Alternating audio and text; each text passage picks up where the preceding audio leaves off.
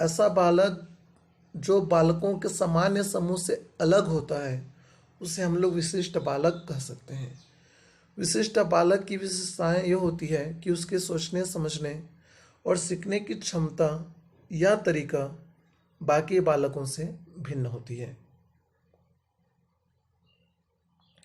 अब इसे हम लोग वर्गीकृत भी कर सकते हैं, जैसे कि बुद्धि के आधार पर प्रतिभाशाली या मंदबुद्धि बालक, शारीरिक क्षमता के आधार पर अक्षमता, दृष्टिबाधित, श्रवण बाधित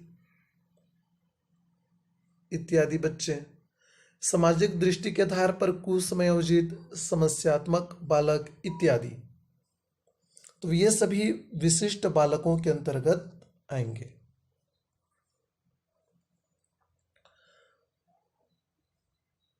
वास्तव में विशिष्ट बालक का अर्थ सामान्य बालकों से भिन्न होता है।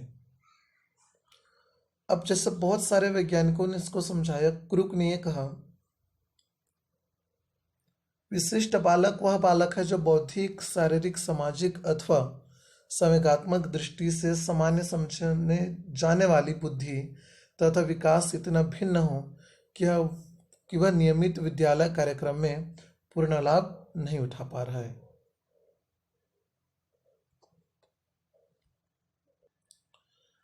अब हम देखते हैं विशिष्ट बालकों की विशेषताएं। सबसे पहले देखिए, विशिष्ट बालक सामान्य या औसत बालकों से अलग होते हैं।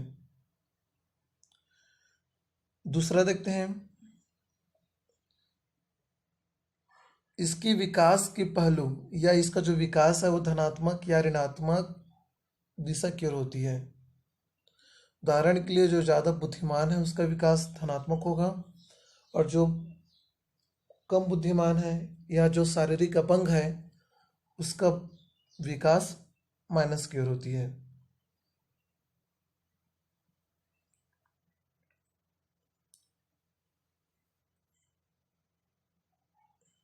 तो हमने यहाँ पे 2 देख लिया। तीसरा देखते हैं, सामान्य या औसत बालकों से विशिष्ट बालकों की यह भिन्नता होती है कि वह उस वातावरण में समायोजित होने में विशिष्ट बालकों को दिक्कत जाती है। चलिए अब कुछ प्रश्न यहाँ पे देखिए, इसके बारे में आप सोचिएगा। जैसे विशिष्ट बालक की परिभाषा, विशिष्ट बालक की विशेषताएं, इसको आप एक बार चिंतन कीजिए। अब हम कुछ अक्षमताओं को देख लें, जैसे कि दृष्टि। दृष्टि में देखिए इंपॉर्टेंट कौन कौन सी चीजें हैं। यदि बालक की दृष्टि कमजोर है, यदि बालक को मान लीजिए चश्मा लगा हुआ है, उस स्थिति में हम कह सकते हैं कि वह भी विशिष्ट बालकों की श्रेणी में ही आता है जिसकी दृष्टि कमजोर है। अगला इसमें देखते हैं श्रवण। तो सामान्यतः हम लोग 25 फुट तक की दूरी को सुन सकते हैं, लेकिन यदि कोई बालक 25 फीट तक की दूरी को सुनने में परेशानी अनुभव करता है, तब हम कहेंगे कि वह श्रवण बाधित है।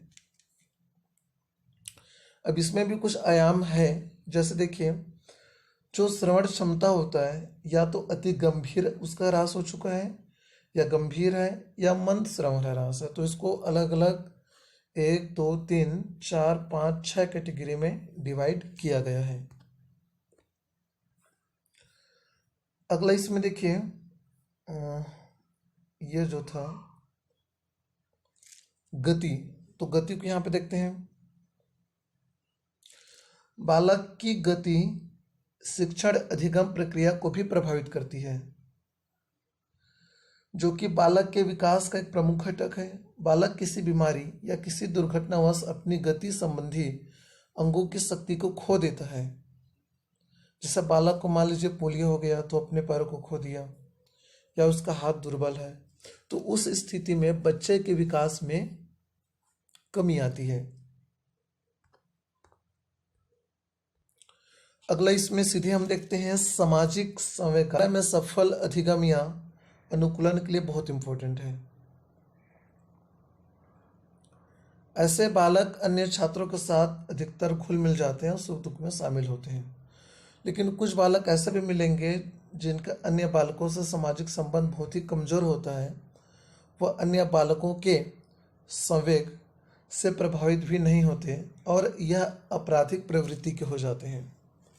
ऐसे बालक को सामाजिक सांवेगिक दृष्टि से ऋणात्मक दिशा में विचलित होते हैं। अब इसमें बुद्धि देख लेते हैं। बुद्धि व्यक्ति का बहुत ही महत्वपूर्ण हिस्सा होता है, जो बालक बौद्धिक विकास के लिए अति आवश्यक है। कुछ बालकों की बुद्धि लब्धि सामान्य बालकों से अधिक होती है, जिसे हम लोग कुशाग्र बुद्धि कहते हैं,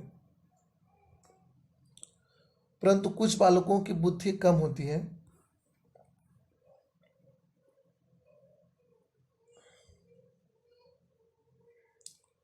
अब यहाँ पर देखिए प्रश्न ये उठता है कि क्या व्यक्तित्व के इन सभी आयामों की धनात्मक और ऋणात्मक दिशाओं में सामान्य या औसत से बहुत अधिक दूर जाने वाले सभी बालकों को विशिष्ट बालकों की संज्ञा दी जा सकती है या नहीं दी जा सकती है? तो बिल्कुल इन्हें विशिष्ट बालकों की संज्ञा दी जा सकती है।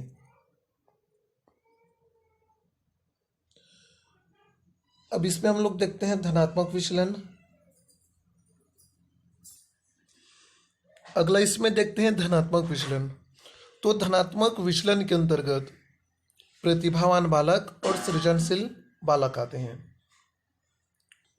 तो ऋणात्मक विचलन में हमने किन किन चीजों को देखा, ध्यान से देखिए। दृष्टिबाधी बालक आएंगे, श्रवण ह्रास वाले बालक आएंगे, मानसिक मंद बुद्धि वाले बालक, अपराधी बालक, समस्यात्मक बालक। तो इस प्रकार से लगभग ये 9 प्रकार होते हैं। चलन क्रिया बाधित बालक, स्वलीन बाधक, मंद अधिगमित बालक इत्यादि।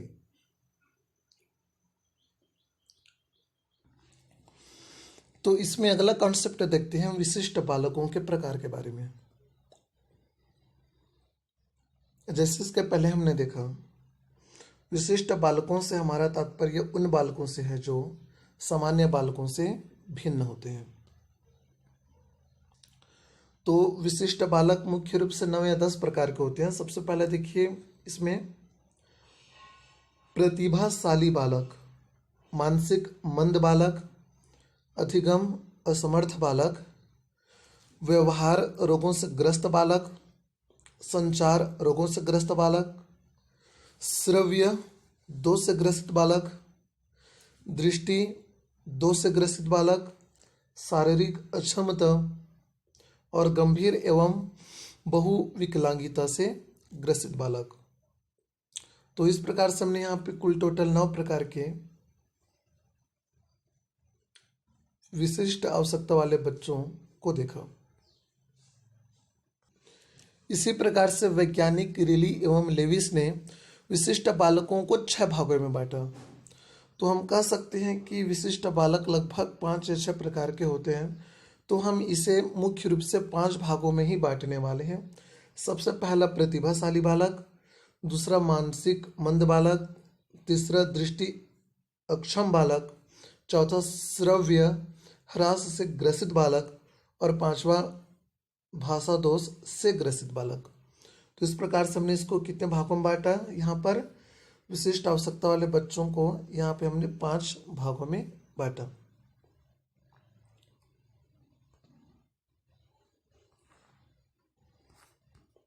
अब इसमें सबसे पहला देख लेते हैं प्रतिभाशाली बालक को, जिसकी बुद्धि लब्धि 120 से अधिक होती है, उसे हम प्रतिभाशाली बालक के अंतर्गत रखते हैं। तो इसे बहुत बार पूछा गया, खासतौर पे सीजी टेट में, कि प्रतिभाशाली बालक किसे कहेंगे? जिसकी बुद्धि लब्धि 90 से अधिक हो, 100 से अधिक हो, 120 से अधिक हो, 140 से अधिक हो।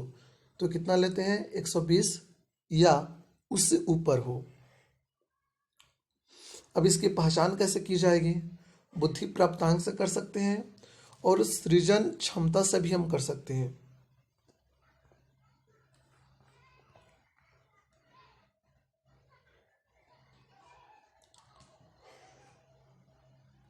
नेक्स्ट इसमें देखते हैं प्रतिभाशाली बालकों की विशेषताएं।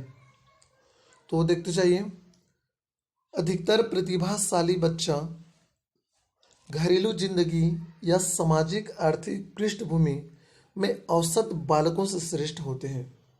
शारीरिक गठन एवं स्वास्थ्य में भी यह औसत बालकों से अधिक उन्नत होते हैं और संवेगात्मक अधिक स्थिर भी होते हैं। प्रतिभाशाली एवं प्रवीण बालक प्रायः लोकप्रिय एवं सामाजिक रूप से ग्राह्य होते हैं और ऐसे बालकों का बुद्धि लब्धि भी बहुत ही अधिक होती है। तो ये तो हो गया प्रतिभाशाली बालकों की विशेषताएं।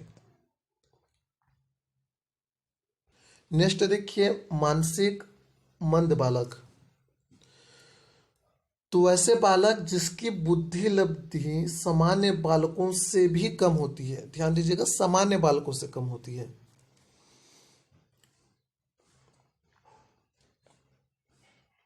तो ऐसे बालकों के समायोजनशील व्यवहार में भी कमी आती है, इसे हम मानसिक बालक कह सकते हैं। इसी प्रकार से American association of mental deficiency ने एक इसका परिभाषा दिया था कि मानसिक मंदता से तात्पर्य न्यून बौद्धिक लब्धि वाले बालकों से है। तो कुल मिला के सार ये निकलता है कि जिसकी बुद्धि लब्धि सामान्य या औसत बालकों से कम हो उससे हम मानसिक मंद बुद्धि वाले बालकों के अंतर्गत रख सकते हैं।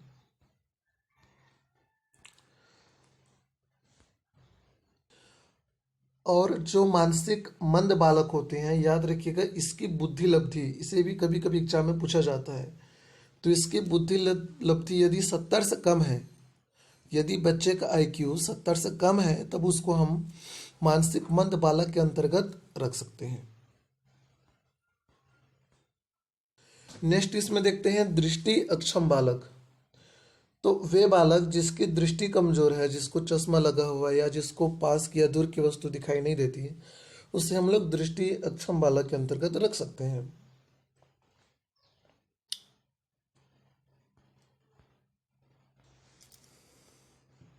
अगला देखिए, ऐसे बालक जिसको सुनने में दिक्कत आती हो, जो 70 डेसिबल या उससे कम। तो नेक्स्ट देखते हैं भाषा दोष से ग्रसित बालक। तो ऐसे बालक जो अपनी अभिव्यक्ति को व्यक्त करने में सक्षम न हो, उसे हम भाषा दोष से ग्रसित बालक कहते हैं। अब इसे भी वर्गीकृत किया गया, जैसे देखते जाइए, गूंगे बालक जो बिल्कुल भी बोल नहीं पाते, उच्चारण संबंधी दोष वाले बालक,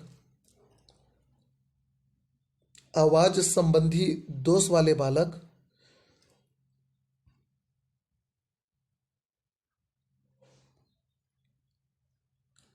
प्रवाहिता संबंधी दोष बालक और व्याख्यान संबंधी दोष वाले बालक।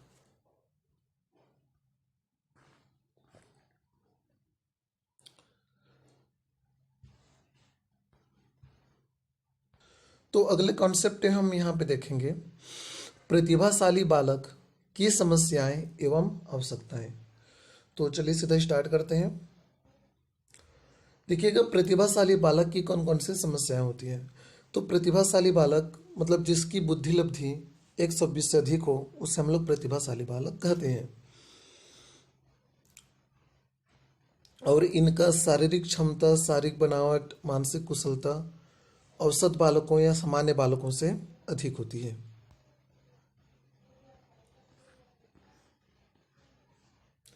तो चलिए कुछ समस्याओं को देखते जाएं। सबसे पहले देखिए शारीरिक समस्याएं। प्रतिभाशाली बालकों का शारीरिक विकास अति तीव्र गति से होता है। यह अन्य बालकों की तुलना में खेल के मैदान में भी अधिक आक्रामक होते हैं, इसलिए विपक्ष में जो अन्य बालक होते हैं उससे खेलने में कठिनाई आती है। क्या है, अब शैक्षिक समस्या में देखिए, चूंकि प्रतिभाशाली बालकों की बुद्धि सामान्य बालकों की बुद्धि से तीव्र होती है, 120 IQ होती है, इसलिए प्रतिभाशाली बच्चों को औसत बच्चों या सामान्य बच्चों के साथ समायोजन बनाने में दिक्कत आती है। इसी प्रकार से सामान्य बच्चों को भी प्रतिभाशाली बालकों के साथ समायोजन बनाने में दिक्कत आ सकती है।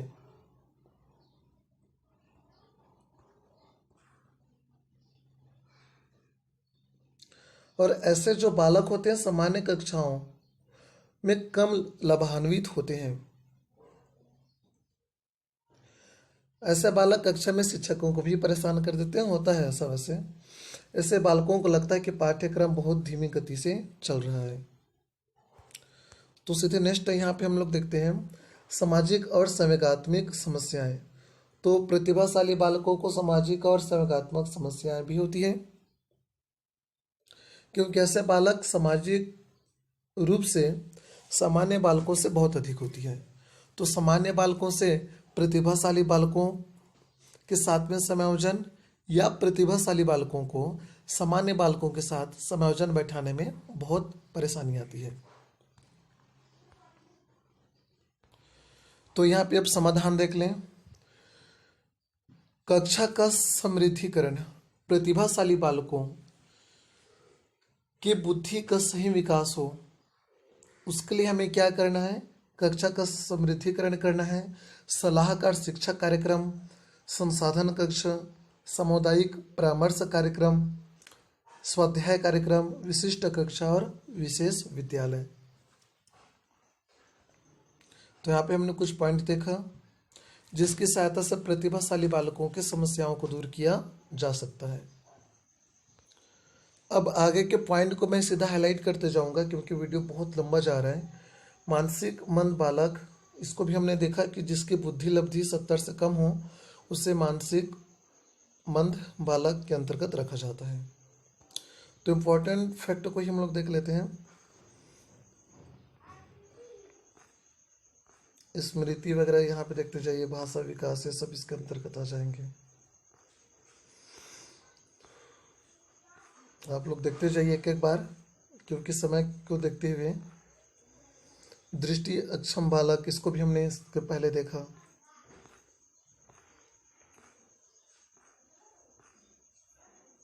चलिए तो मेन सीधे इम्पोर्टेंट पॉइंट पर हम आते हैं, सामाजिक समायोजन। तो जो बच्चे दृष्टिबाधित है, श्रवण बाधित है, उसके लिए हम चाहे तो विशेष कक्षा का उपयोग कर सकते हैं, या मान लीजिए कि समावेशी कक्षा का हम उपयोग कर भी रहे हैं, तो उस स्थिति में हम ऐसे साधनों का प्रयोग कर सकते हैं जिसकी सहायता से जितने भी शारीरिक अक्षम बालक होते हैं, जो देख नहीं सकते या सुन नहीं सकते या बोलने में दिक्कत है, उसकी समस्याओं को दूर किया जा सके। अब हम यहाँ पर कुछ इम्पोर्टेंट उपकरणों को देख लेते हैं, जैसे कि ब्रेल। तो ब्रेल जो है खास तौर पे दृष्टि बाधित बच्चों के लिए बहुत ही ज़्यादा आवश्यक होती है। तो जो बच्चे दृष्टि बाधित होते हैं वे ब्रेल लिपि द्वारा चीज़ों को रीड करने में सक्षम होते हैं। उसी प्रकार से पॉकेट फ्रेम, यह ब्रेल स्लेट का एक छोटा सा रूप होता है। टेलर फ्रेम, यह एक ऐसा उपकरण होता है जिसकी सहायता से अंकगणित तथा बीजगणित में प्रयुक्त चिन्ह या संख्याओं को प्रकट किया जा सकता है। अबेकस, अबेकस एक ऐसा यंत्र है जिसकी सहायता से विभिन्न गणितीय संक्रियाएं की जा सकती है, जिसमें मल्टीप्लाई, एडिशन, सब्ट्रैक्शन, डिवाइड इत्यादि शामिल है। ज्यामिति किट, इलेक्ट्रॉनिक नोट टेकर और टॉकिंग कैलकुलेटर इत्यादि यहाँ पर कुछ हमने उपकरण को देखा। अगला देखते हैं समावेशी शिक्षा के लाभ। तो समावेशी शिक्षा से मुख्यतः 4 लोग प्रभावित होते हैं, लाभान्वित होते हैं। पहला इसमें है विशेष आवश्यकता वाले बच्चे, दूसरा सामान्य बच्चे, तीसरा सामान्य शिक्षक और चौथा माता एवं पिता। तो अंतिम में कुछ प्रश्न आपके लिए है। जैसे प्रश्न यहाँ पे 8वां देखिए, समावेशी शिक्षा से लाभान्वित नहीं होते हैं। पहला सामान्य बच्चे, विशेष आवश्यकता वाले बच्चे, शिक्षक इनमें से कोई नहीं। तो इसका उत्तर आपको यहाँ पर देना है। दूसरा, समावेशी शिक्षा में विशेष आवश्यकता वाले बच्चे सामान्य बच्चों के साथ क्या करते हैं? फाइट करते हैं, मिलते नहीं हैं, मित्र बनाते हैं, बात नहीं करते। समावेशी शिक्षा में विशेष आवश्यकता वाले बच्चे सामान्य बच्चों के साथ क्या करते हैं? क्या फाइट करते हैं कि उसके साथ मिलते नहीं हैं, मित्र बनाते हैं, या बात नहीं करते हैं? तो इसका आपको एक ऑप्शन बताना है। समावेशी शिक्षा में सामान्य शिक्षक विशेष आवश्यकता वाले बच्चों को हमेशा डांटते हैं, अलग रखते हैं, ध्यान नहीं देते, या सामान्य बच्चों के साथ मिलकर या मिलाकर सिखा